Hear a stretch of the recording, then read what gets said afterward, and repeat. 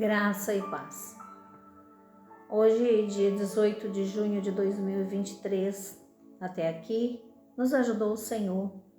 No livro de Romanos, capítulo 1, do verso 1 ao 4, diz assim: Paulo, servo de Jesus Cristo, chamado para ser apóstolo, separado para o Evangelho de Deus, o qual foi por Deus outrora prometido por intermédio dos seus profetas nas Sagradas Escrituras, com respeito a seu filho, o qual, segundo a carne, veio da descendência de Davi e foi designado Filho de Deus com poder, segundo o Espírito de Santidade pela ressurreição dos mortos, a saber, Jesus Cristo, nosso Senhor.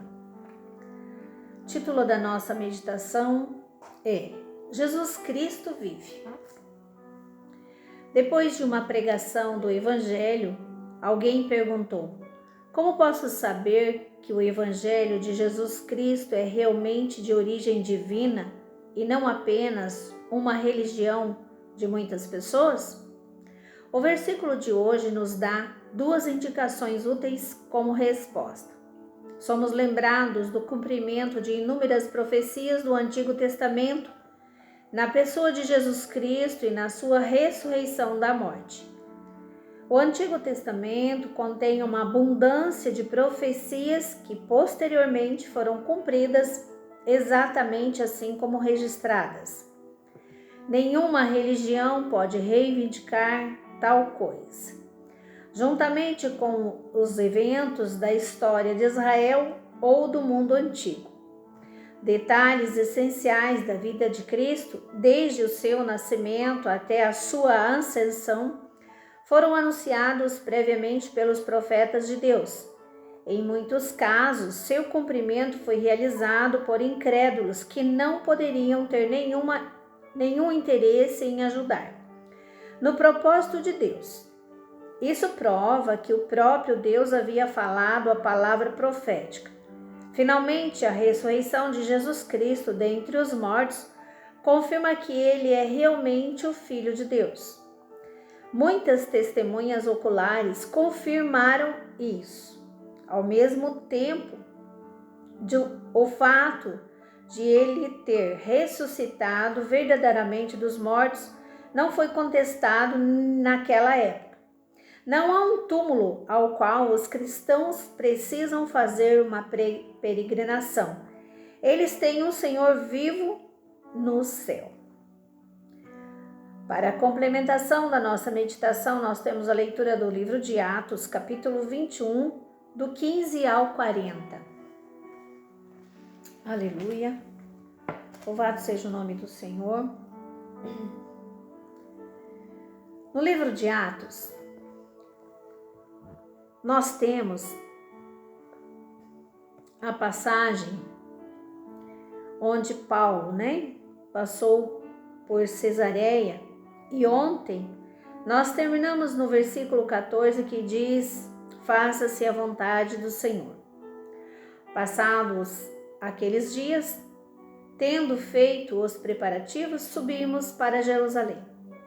E alguns dos discípulos também vieram de Cesareia conosco, trazendo consigo Manason, natural de Chipre, velho discípulo com quem nós deveríamos hospedar. Tendo nós chegado a Jerusalém, os irmãos nos receberam com alegria. No dia seguinte, Paulo foi conosco encontrar-se com Tiago, e todos os presbíteros se reuniram. E tendo-os saudado, contou minuciosamente o que Deus fizera entre os gentios por seu ministério. Ouvindo-o, deram eles glória a Deus e lhes disseram: bem vês, irmão, quantas dezenas de milhares há entre os judeus que creram, e todos são zelosos da lei. E foram informados a teu respeito, que ensina todos os judeus entre os gentios, e apostataram de Moisés, dizendo-lhes que não devem circuncidar os filhos, nem andar segundo os costumes da lei. Que hades fazer, pois? Certamente saberão da tua chegada. Faze, portanto, o que te vamos dizer. Entre nós quatro homens que voluntariamente aceitaram o voto.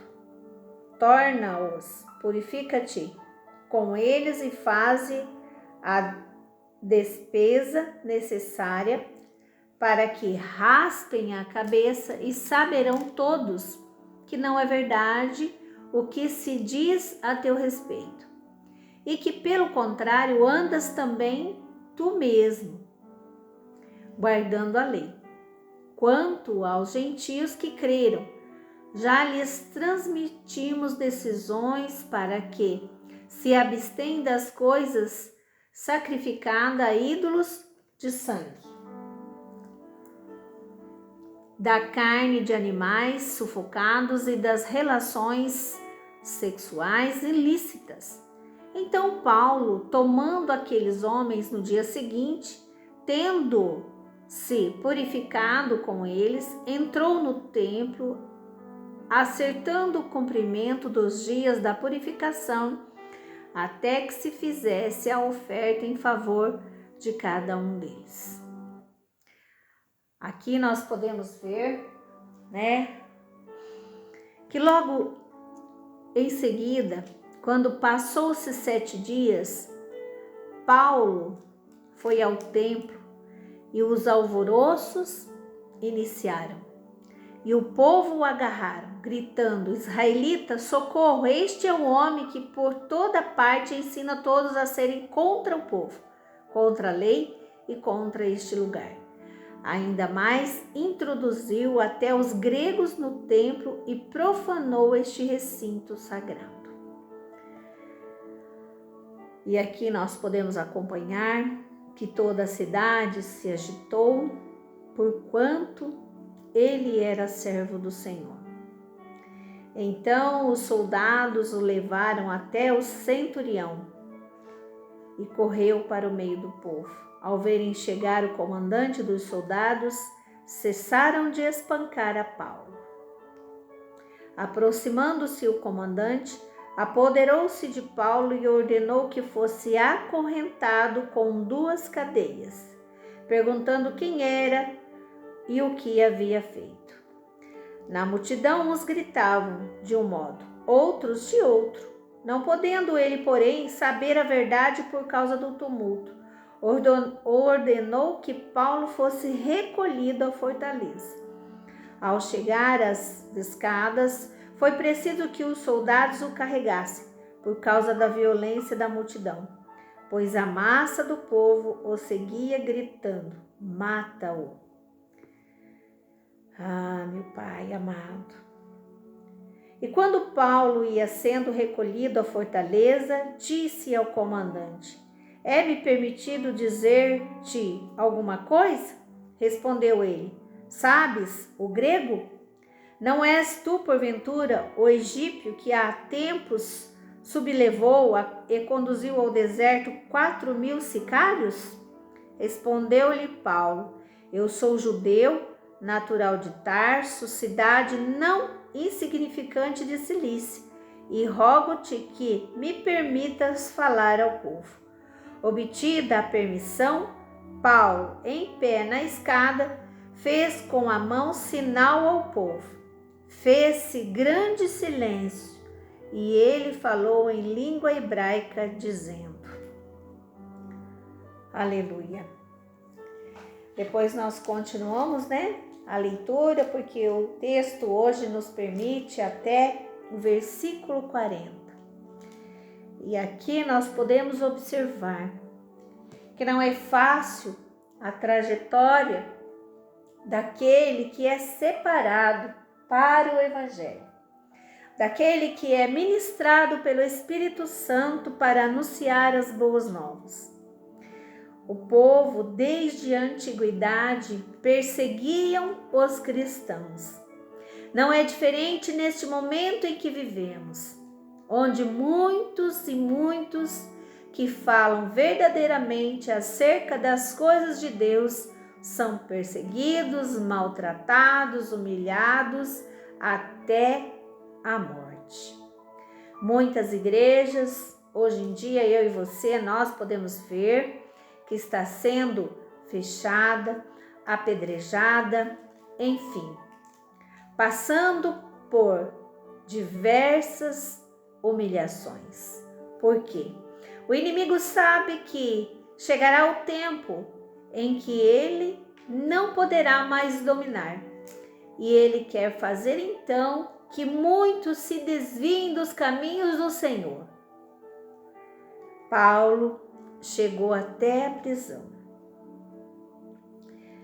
E nós podemos ver que hoje não é diferente. Aqueles que anunciam as boas novas são perseguidos. É perseguido muitas das vezes dentro da sua família, da sua casa, pelos parentes, amigos e até os de fora, né? Não era diferente antigamente. Hoje,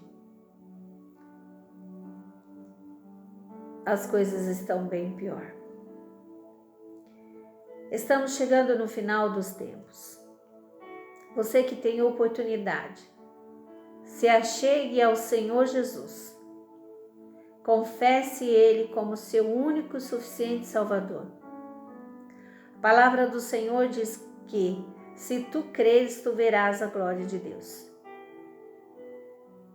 E muito mais vale o pouco com Deus do que o muito sem Ele. Essa é a nossa meditação para o dia de hoje, pois Jesus Cristo vive. Pense nisso, medite nisso e viva isso em nome de Jesus. Que Deus abençoe você, que Deus abençoe a sua família, em nome do Pai, do Filho e do Espírito Santo. Amém.